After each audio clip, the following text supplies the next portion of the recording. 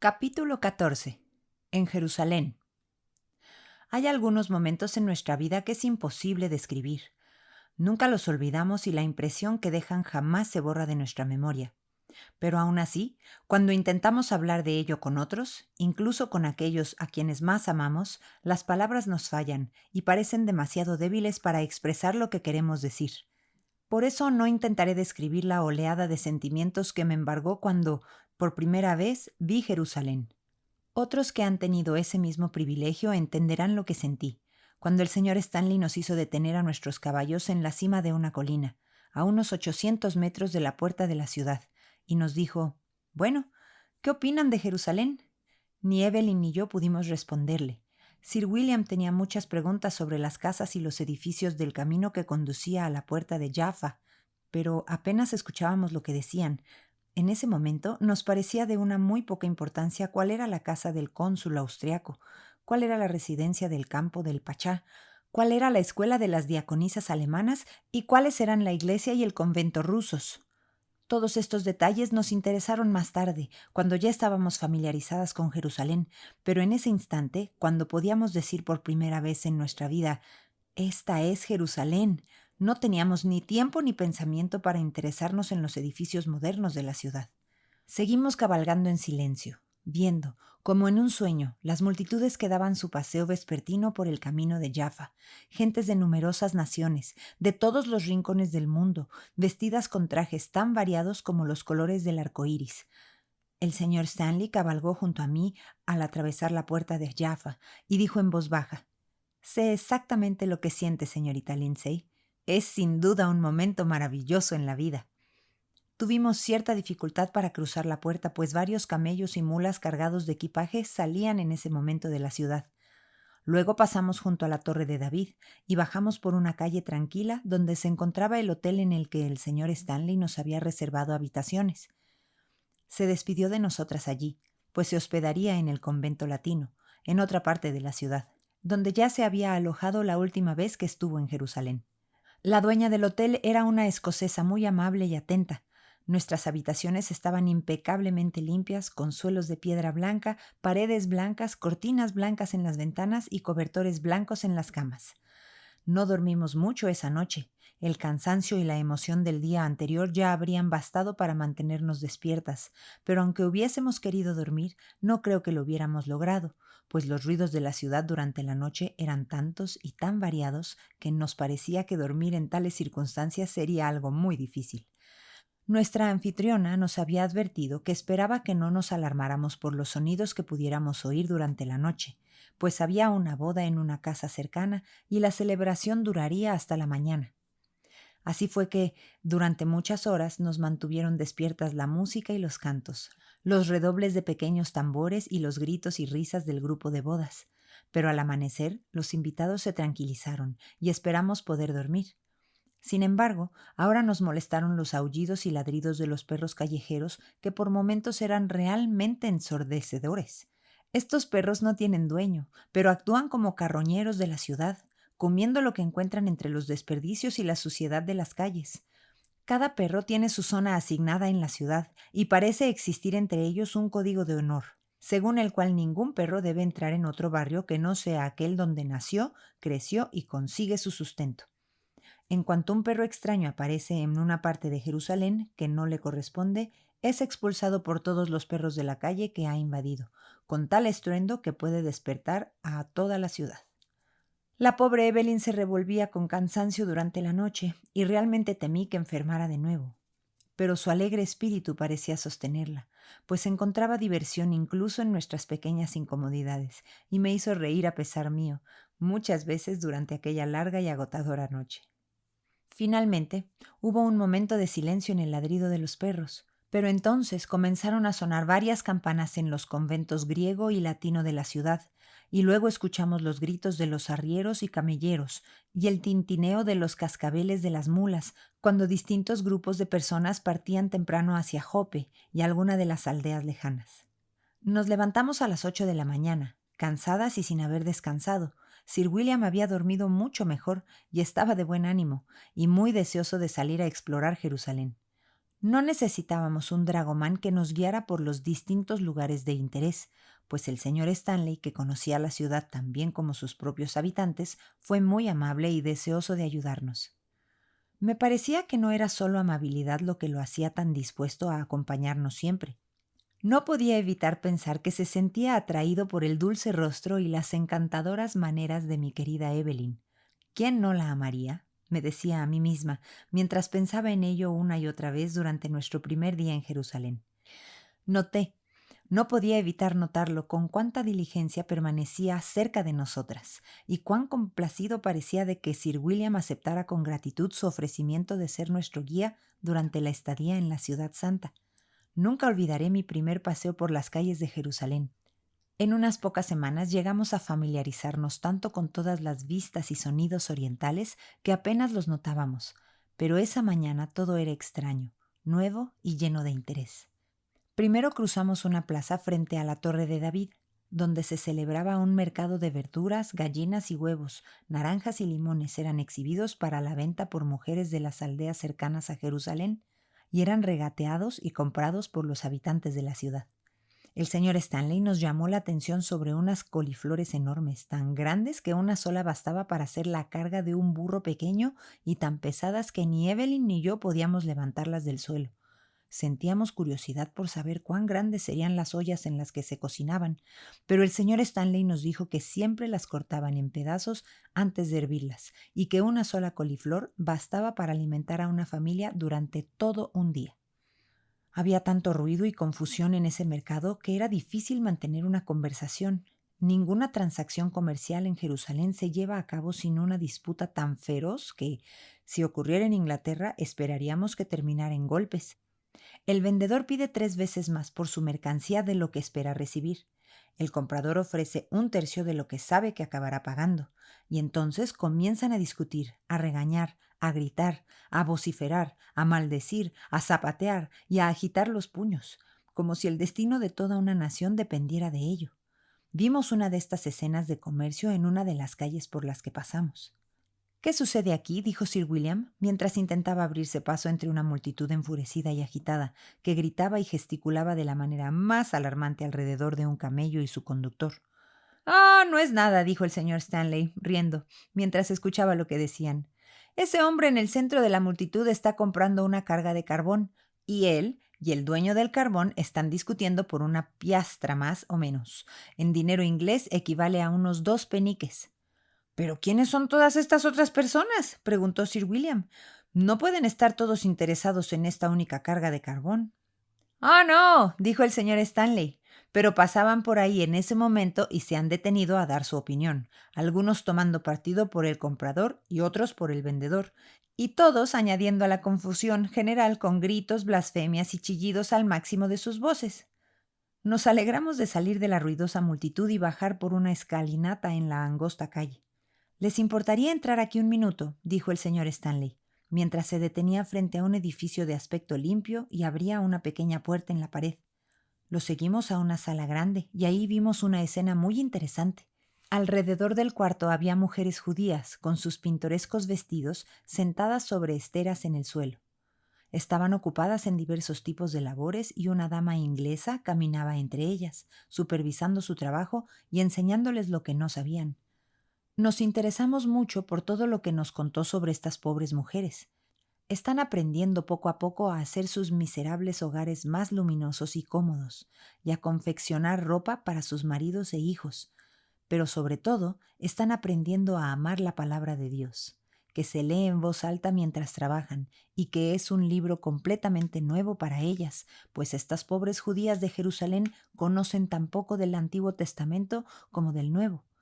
Les hicimos varios encargos de distintos tipos de encaje, que confeccionan hermosamente, y Sir William dejó una donación para su banco de ahorros, el cual está haciendo mucho bien entre estas madres, alentándolas a reservar parte del dinero que ganan como un fondo al que pueden recurrir en tiempos de enfermedad o necesidad.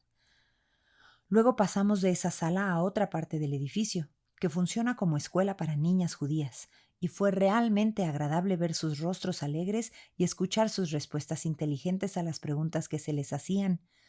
El señor Stanley nos contó después que se está realizando una buena labor en esta escuela misionera. Las niñas son enseñadas con cuidado y oración, y como futuras madres de la próxima generación, sin duda allanarán el camino para los esfuerzos misioneros entre su pueblo. La dama que dirige la escuela muy amablemente nos llevó a ver las distintas clases y nos interesamos especialmente en una clase numerosa de pequeñas judías españolas, nativas de Jerusalén, que están siendo instruidas en su propio idioma y que están aprendiendo paso a paso a conocer y amar a ese Salvador a quien su nación ha rechazado. Salimos de la escuela con la esperanza de volver otro día, y al doblar una esquina, el señor Stanley nos detuvo y nos mostró unas piedras antiguas y curiosas en la pared de la calle. Las piedras evidentemente formaban parte de un viejo arco, y el señor Stanley nos dijo que ahora se cree que es el lugar más antiguo de todo Jerusalén, suponiéndose, por quienes han estudiado el tema, que formaba parte de la antigua ciudad de Jebús, donde vivían los jebuseos antes de que David los conquistara y transformara su antigua fortaleza de Jebús en Jerusalén, la ciudad de David. Al girar hacia el gran bazar en una de las principales calles de Jerusalén, nos fue muy difícil avanzar. Tan estrecha era la calle y tan llena de camellos, burros, mulas y personas paradas frente a cada una de las curiosas tiendecitas, regateando con el comerciante del interior. Avanzábamos lentamente por la calle, cuando escuché una voz bien conocida detrás de nosotros que decía: «¡Señorita Tradford! ¡Qué sorpresa!». Evelyn y yo nos volvimos y dije involuntariamente: «¿Claude? ¿De dónde ha salido?». Él nos dijo que él y Alice habían pasado un mes en el Cairo y que ahora habían venido a conocer Palestina. «Pero no parece haber mucho que ver aquí», dijo. «Es un lugar miserable comparado con el Cairo». «¿Cuánto tiempo llevan aquí, si se puede saber?», preguntó el señor Stanley. «Ya llevamos 2 días», dijo Claude. «Pensamos irnos mañana». «Entonces, permíteme decirle que aún no han empezado a ver Jerusalén», dijo el señor Stanley con apenas un toque de sarcasmo en su voz. «Ah, no lo sé», dijo Claude. «Parece un lugar aburrido. No entiendo por qué tanta gente viene aquí. Pero, ¿no quieren venir a ver a Alice?», dijo volviéndose hacia Evelyn. «Estará encantada de verlas». «Por cierto, conocí a un amigo tuyo en el Cairo, señorita Trafford», dijo Claude, mientras caminábamos en dirección a la puerta de Damasco, cerca de la cual estaban instaladas sus tiendas. «¿Un amigo mío?», dijo Evelyn sonrojándose. «¿A quién te refieres?». Ella pensó, y yo también lo pensé, que debía referirse a Donald Trafford, y Evelyn se sintió considerablemente aliviada con su respuesta. «Fue Lord Morton. Estaba ahí con un grupo de amigos alojados en el mismo hotel que nosotros. Se iba a ir por el Nilo. Me dijo que ustedes estaban viajando por el Oriente, pero el Oriente es un término muy amplio y no esperaba que nos encontráramos». «¿Pero por qué llamas amigo mío a Lord Morton?», dijo Evelyn riendo, aunque su padre la miró con desaprobación. «Perdóneme, señorita Trafford», dijo Claude. «Pensé que era muy amigo suyo. Le aseguro que habló tanto de usted y de Sir William en el poco tiempo que estuvimos juntos que pensé». Pero Claude no nos dijo qué fue lo que pensó, pues en ese momento tuvimos que separarnos para dejar pasar una fila de camellos cargados, y la conversación tomó otro rumbo cuando pudimos volver a caminar juntos. Claude y su esposa viajaban con un pequeño grupo bajo la escolta de un dragomán, y sus tiendas estaban instaladas en el olivar justo afuera de la puerta norte de la ciudad. Alice se alegró mucho de vernos, y ella, Evelyn y yo tuvimos una larga conversación mientras nos sentábamos al estilo patriarcal, a la entrada de la tienda, mientras los caballos paseaban entre los olivos, hablando con el dragomán y consultando sus libros de viaje. «¿No es extraño estar en Jerusalén, Alice?», dijo Evelyn. «Siento como si estuviera soñando». «Ah, no lo sé», dijo Alice riendo. «A mí no me ha impresionado mucho. Ya estamos bastante acostumbrados a las costumbres orientales. Vimos muchas en el Cairo. Y en cuanto a las ruinas y edificios antiguos aquí, no son ni de lejos tan antiguos como las pirámides. Y realmente hay muy poco que ver. Después de todo, excepto para esas personas que creen las mentiras que les cuentan sobre el Santo Sepulcro, la tumba de la Virgen y el pesebre de Belén. Imagínate que en una calle, en una pared bastante nueva, nuestro dragomán nos señaló una piedra que, según dicen, es la que habría clamado si los niños hubieran callado. «¡Qué tontería! No tengo paciencia para eso», dijo Alice con desdén. «Oh, sí», dijo Evelyn. «Estoy completamente de acuerdo contigo respecto a esos absurdos relatos. No caminaría ni 100 metros para ver uno de esos santuarios maravillosos. Pero después de todo, Esta es Jerusalén, y fue aquí, añadió en voz más baja, donde nuestro Señor caminó, predicó, murió, fue sepultado y resucitó. Ah, claro, por supuesto, dijo Alice con indiferencia como si ese hecho tuviera poca importancia para ella. Y si realmente lo amamos, dijo Evelyn, si Él nos es más querido que nadie, ¿no crees que debemos mirar Jerusalén y esos lugares donde vivió con un sentimiento muy extraño y maravilloso? Alice miró a Evelyn con asombro. Nunca la había oído hablar de ese modo antes, y no tenía idea de cuánto había cambiado desde la última vez que la vio. No respondió nada, y creo que habría cambiado de tema si Evelyn no hubiera hablado primero. «Estás sorprendida, Alice», dijo. «No esperabas que dijera eso, ¿verdad?» «No, en absoluto», dijo Alice, riendo. «Pensé que tanto tú como yo estábamos libres de toda esa tontería sentimental. Me temo que la señorita Lindsay te ha convencido con su forma de pensar». «¿Es tontería?», dijo Evelyn con seriedad, ignorando las últimas palabras de Alice. «Porque si no es tontería, entonces es una gran realidad». «Ah, no lo sé», dijo Alice con ligereza. «Claude dice que la mayor parte de la religión es una tontería, y supongo que él debe saberlo. Ha estudiado el tema, y yo no». «Oh, Alice», dijo Evelyn con lágrimas en los ojos, «si supieras lo muy, muy feliz que he sido últimamente. Nunca supe antes que era posible ser tan feliz como lo soy ahora». «Eso puede ser», dijo Alice, «y yo no soy feliz. A veces soy miserable», añadió con amargura, con esa expresión seria y triste que ya había visto en su rostro una vez antes. «Pero aún así, no puedo evitar estar de acuerdo con Claude en que es mejor no consolarse en absoluto que encontrar consuelo en una mentira». «Ah, sí», dijo. «El señor Ellis tiene toda la razón en eso. Pero toda la cuestión gira en torno a esto. ¿Es la Biblia una mentira de Satanás o la verdad de Dios? Seguramente debe ser una cosa o la otra». «Bueno», dijo Alice con ligereza, «hace demasiado calor para entrar en una discusión teológica. Llamaré al dragomán y le pediré que nos mande algo de limonada. Nuestro cocinero la hace deliciosamente». «Pobre Alice», dijo Evelyn cuando nos quedamos solas en la tienda. «Sí», dije, «es muy digna de compasión, porque no está cómoda con su incredulidad. Tiene dudas incluso sobre sus propias dudas». Alice volvió para decirnos que los caballeros habían planeado una excursión a caballo al Monte de los Olivos y que el dragomán había ido a alquilar caballos para todo el grupo, de modo que pudiéramos partir juntos desde la puerta de Damasco tan pronto como refrescara un poco. Mientras tanto, el señor Stanley nos guió de regreso a nuestro hotel. Volvimos por otro camino, manteniéndonos fuera de la ciudad hasta llegar a la puerta de Jaffa. Sir William y yo caminábamos delante y el señor Stanley y Evelyn detrás. Pero como Sir William iba leyendo su guía que llevaba abierta en la mano y consultaba mientras caminaba, tuve mucho tiempo para pensar, y más de una vez no pude evitar oír la conversación que ocurría detrás de mí.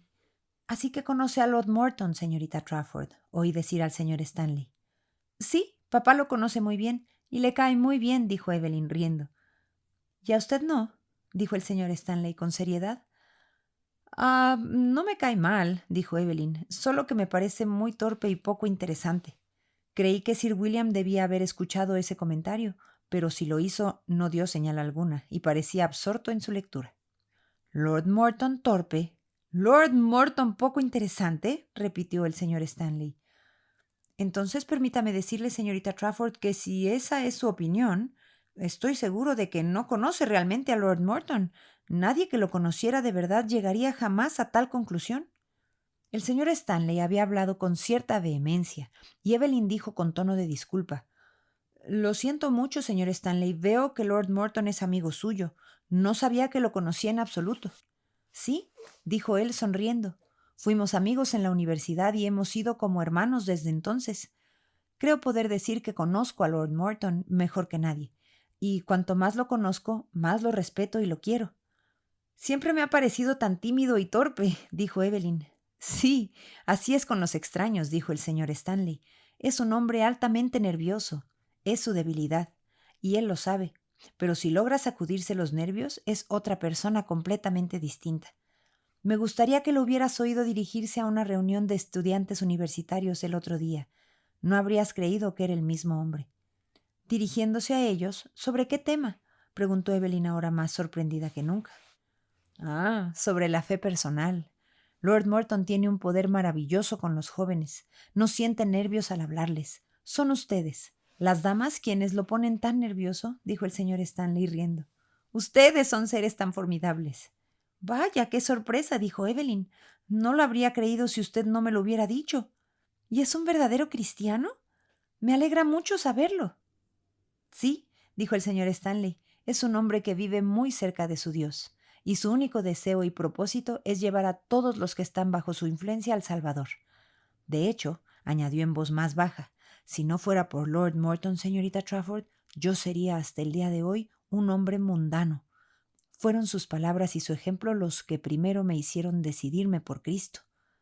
No pude escuchar más, pues habíamos llegado a la puerta de Jaffa y habíamos entrado a la bulliciosa plaza frente a la Torre de David. Si Sir William había escuchado la conversación, no lo sé. Parecía muy complacido y medio divertido mientras ocurría, pero tal vez estaba simplemente leyendo alguna anécdota interesante en su guía. El señor Stanley se despidió de nosotros en la Torre de David y fuimos al hotel a descansar hasta la tarde.